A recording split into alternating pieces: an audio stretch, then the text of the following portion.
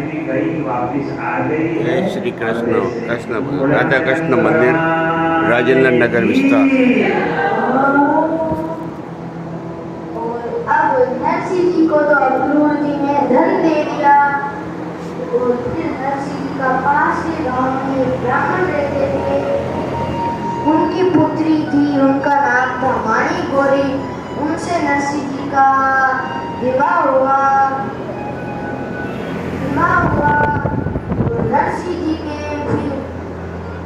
और नरसिंह जी का विवाह तो हो गया। और अब नरसिंह जी के पास धन, अब जो धन लेकर गए थे अक्रूर जी, अब जो नरसिंह जी धन ले लेकर लुटाने लगे हैं। जितना भी धन आया सब लुटाने लगे हैं। और अब तो नरसिंह जी के नए नए रिश्तेदार आ रहे हैं। अरे नरसिंह जी मेरे को भूल गए, ओ नरसिंह जी मेरे को भूल गए।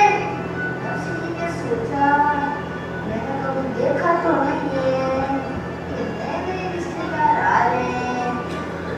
और अब रिश्तेदार का धन के रिश्तेदार है, वो तो धन आया तो आ गए, धन नहीं आया, धन नहीं था तब नहीं आए, धन आ गया तब आ गए। ये धन के रिश्तेदार है, हमारे रिश्तेदार नहीं है।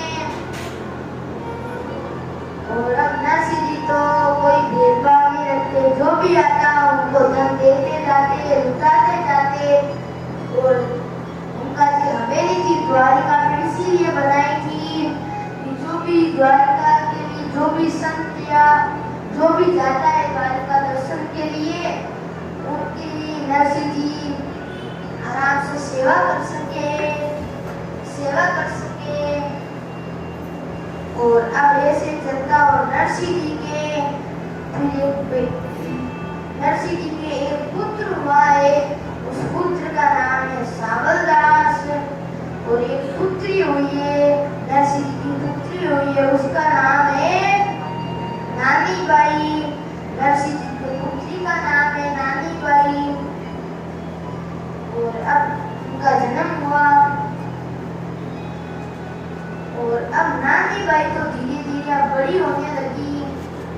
अब जो कोरी बाई थी, माणी गौरी थी, माणी गौरी को चिंता होने लगी कि मेरी बेटी बड़ी तो हो गई, अब इसका विवाह की चिंता होने लगी नानी गौरी को।